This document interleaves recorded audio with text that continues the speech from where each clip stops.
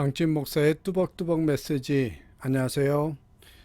김태현 목사입니다. 호세아 묵상 이제 9번째 시간으로서 우리가 지난 시간에 이스라엘이 망한 이유에 대해서 이야기했을 때 수직적으로는 위로는 하나님을 아는 지식이 없어서 망했다.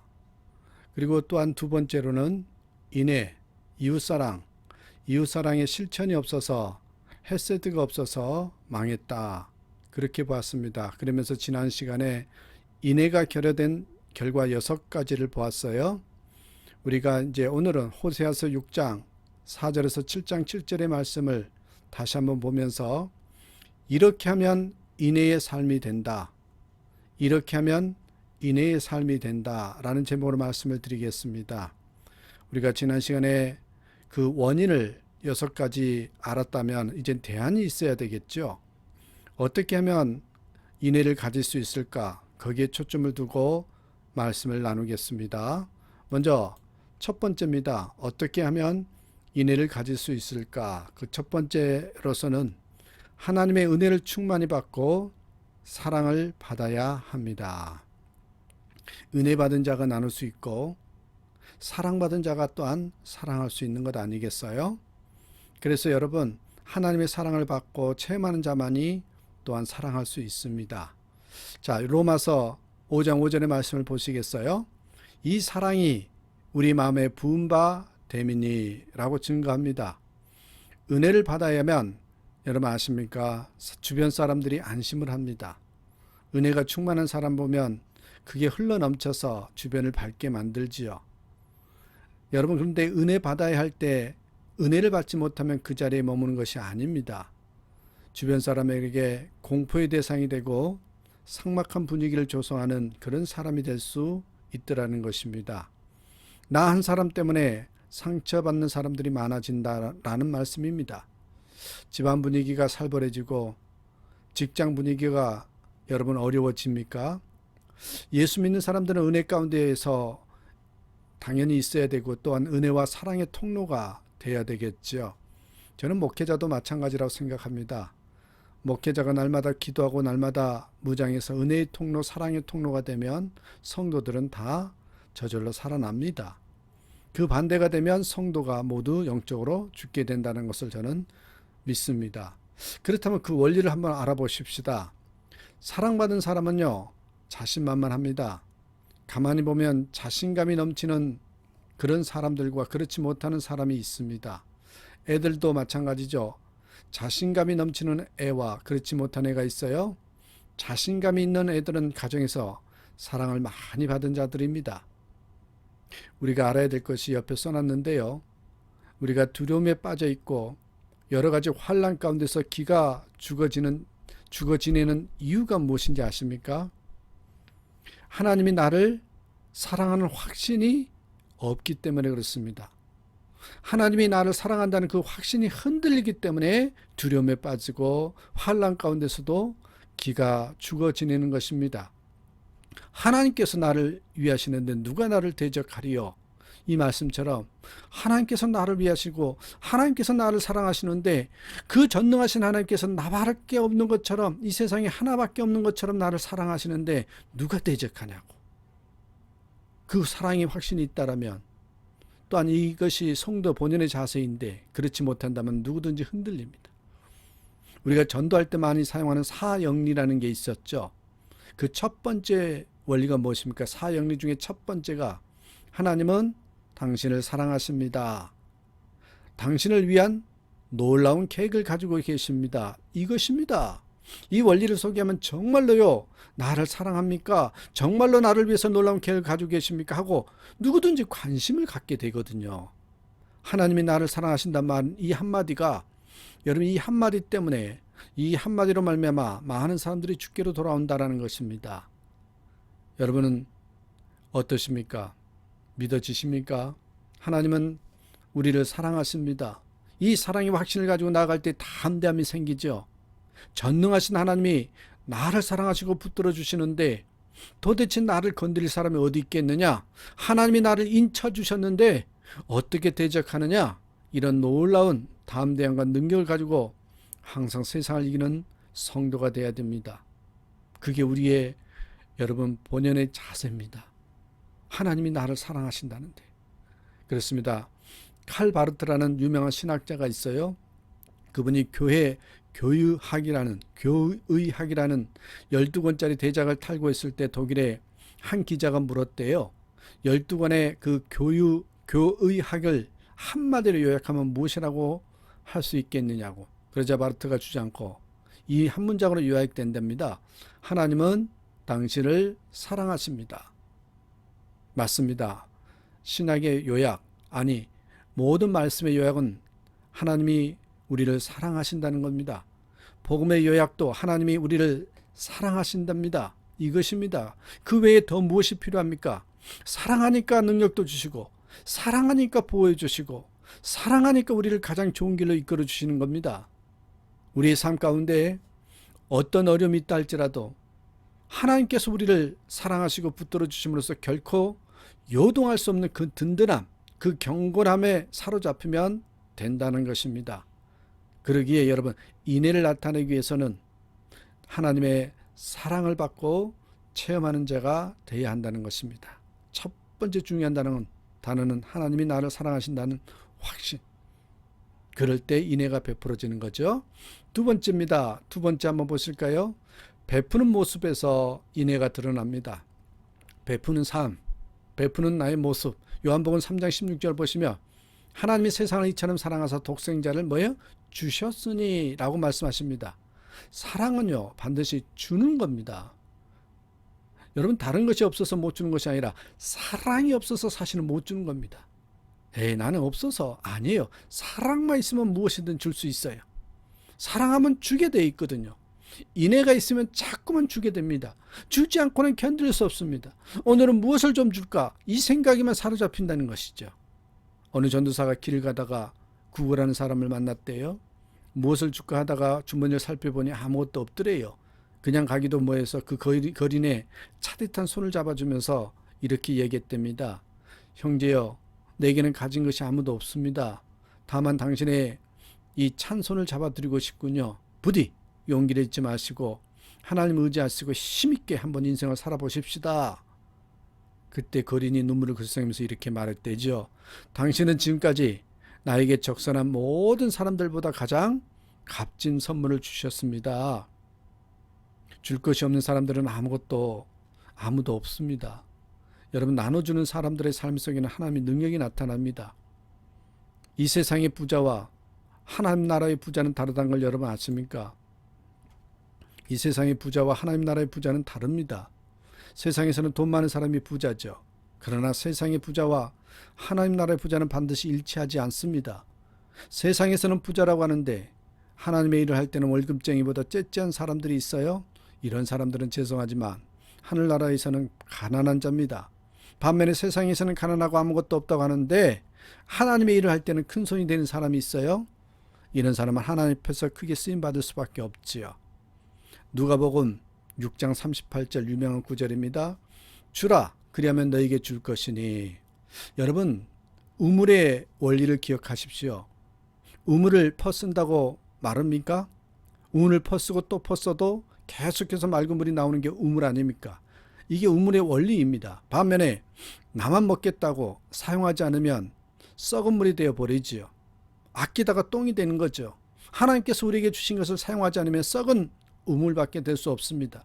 우리가 힘을 다해서 나눠주고 최선을 다해서 나눠주고 많은 영혼들을 살리는데 재물과 시간 모든 열정을 사용하면 하나님께서 더욱더 솟아나는 샘물로 우리의 가정과 우리의 삶의 터전과 우리의 창고를 채워주신다라는 원리란 것입니다.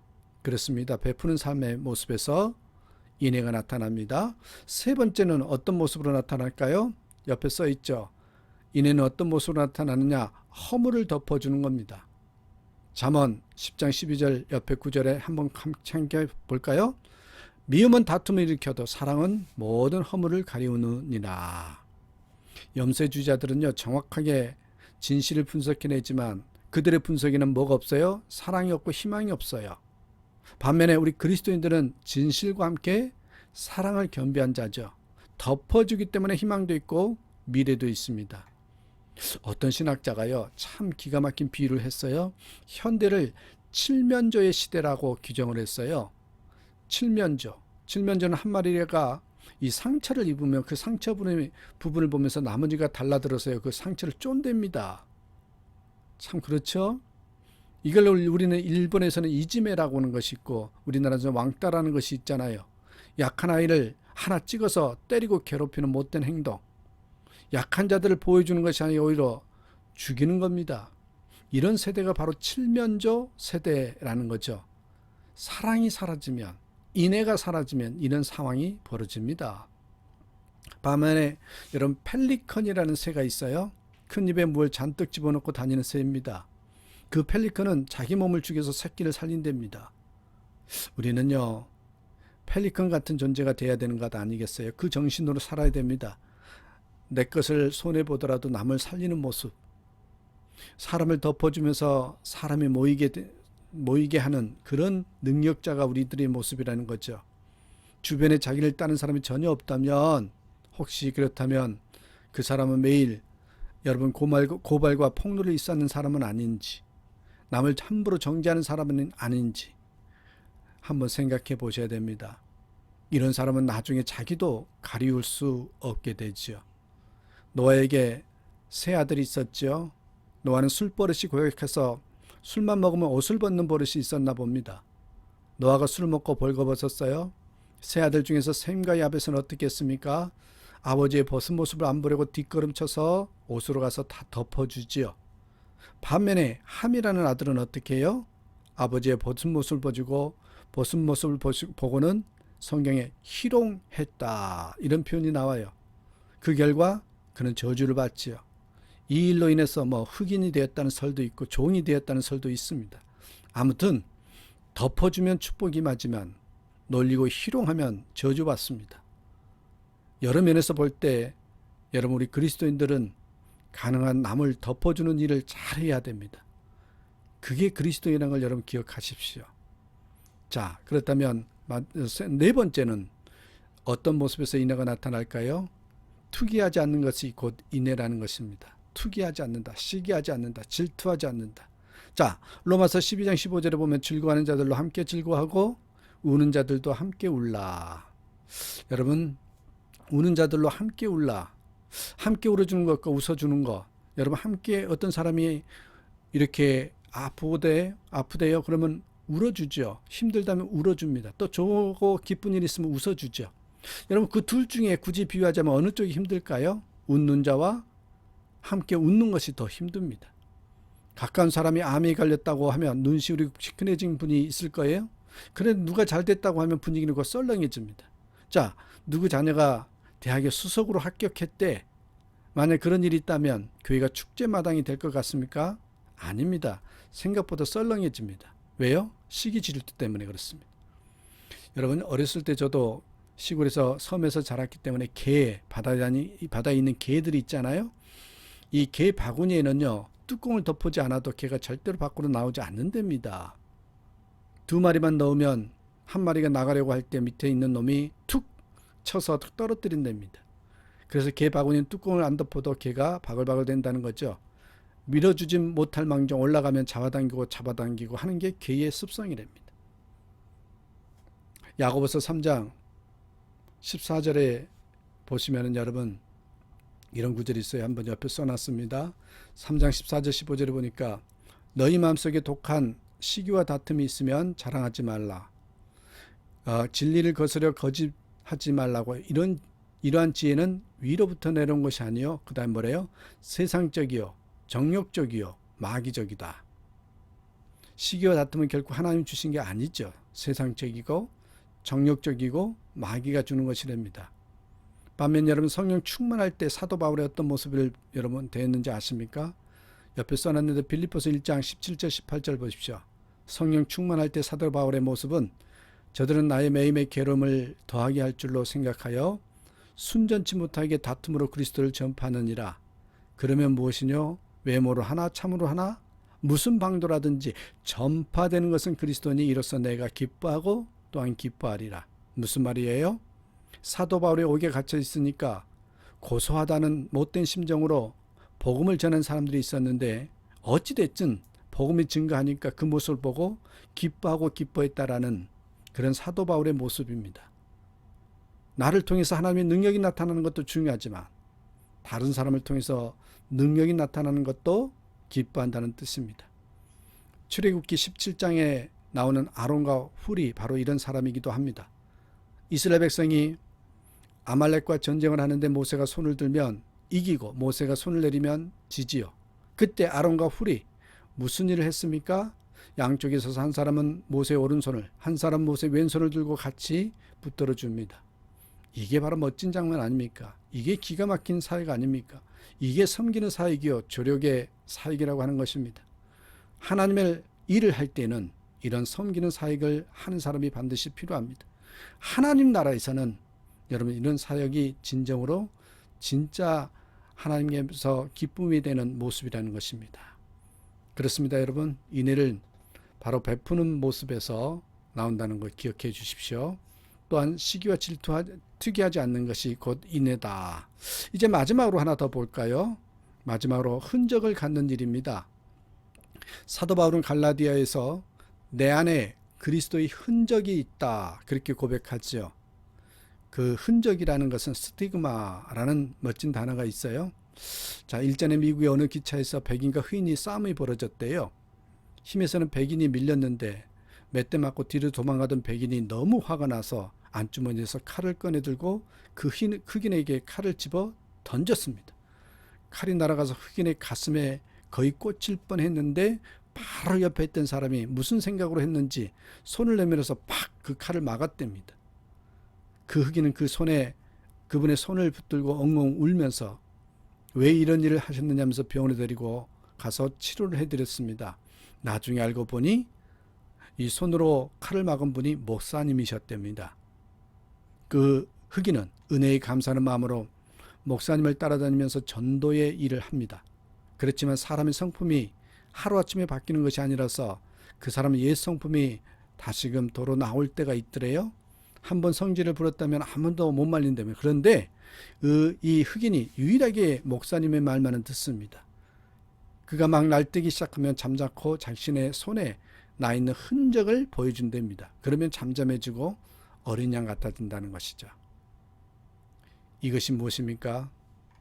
사랑의 흔적이 갖는 능력입니다. 사랑의 흔적을 우리가 다시 한번 보여주는 그 능력의 모습. 아무리 불안당 같은 자식이라도 어머니 앞에서는 굴복합니다. 어머니에게는 사랑의 흔적이 있기 때문입니다. 해산의 고통으로 나를 낳아주셨고 모든 희생을 무릅쓰고 나를 키워주셨다. 그 사랑의 흔적을 알기 때문에 그렇습니다. 어머니 앞에서는 아무리 불효막심한 놈이라도 무릎을 꿇는 비밀이 거기에 있습니다. 그렇습니다. 세상을 변화시킬 강력한 힘을 갖기를 소원한다면 이 사랑의 흔적을 가지면서 살아야 됩니다. 사랑의 흔적을 가지면 세상에서 가장 강력한 사람이 되지요. 사람들은 어리석게도 칼이 강한 줄 아는데 아니에요. 사랑의 흔적입니다. 사람들은 겉으로 보기에 여러분 다 있는 공허한 경우가 있습니다. 왜 그렇습니까? 그 10년 가운데 사랑이 없기 때문입니다. 사랑이 없으면 아무리 큰 돈이 있고 명예가 있고 나는 새를 떨어뜨릴 만한 세도가 있을지라도 10년 가운데 텅 빈 부분이 생기거든요. 사랑이 없으면. 그 텅 빈 부분에 사랑이 부어지기까지는 이 공허함 때문에 몸부림칠 수밖에 없습니다. 여러분 어떤 글을 읽었는데 미국 사람들 생각보다 비만증이 많다는데 그 원인이 이 미국 사람 의사 중에 한 사람이 사랑의 결핍에서 온다고 짚었습니다. 왜 그렇게 뚱뚱하냐? 잘 먹어서 그러냐? 그게 아니래요. 미국 사람들이 뚱뚱한 이유는 사랑 결핍이랍니다. 사랑받지 못하면 항상 부족함을 느낀답니다. 그래서 공허하고 허전한 마음을 먹는 걸로 해결한다는 것이죠. 속이 텅 비어 있으니까 뭔가 먹는데 먹다 보니 그 빈 곳에 사랑을 채워지지 않고 음식만 들어가니까 살만 찌더라 라는 얘기입니다. 그렇습니다, 여러분. 우리는 참 사랑 결핍 가운데 사는 경우가 있어요. 어거스틴은 그런 말을 했어요. 하나님만 사랑하십시오. 그리고 난 다음에는 마음대로 해도 전혀 문제가 안 생깁니다. 그렇게 확신을 필요합니다. 여러분 하나님을 사랑하는 사람이면 하나님의 말씀대로 순종하게 되어 있습니다. 하나님을 사랑하면 하나님과의 교제에서 떠날 수 없습니다. 사랑하는데 어떻게 떠납니까? 하나님을 사랑하면 하나님 앞에 헌신할 수밖에 없습니다. 모든 문제의 열쇠, 모든 문제의 핵심은 이 사랑입니다. 이제 우리 믿는 성도들은 이 사랑의 흔적을 가지고 많은 사람을 변화시켜야 합니다. 인애가 있고 헤세드가 있고 사랑이 있는 거룩한 무리들을 배출하는 그런 삶, 그런 교회가 되어야 된다는 것이죠.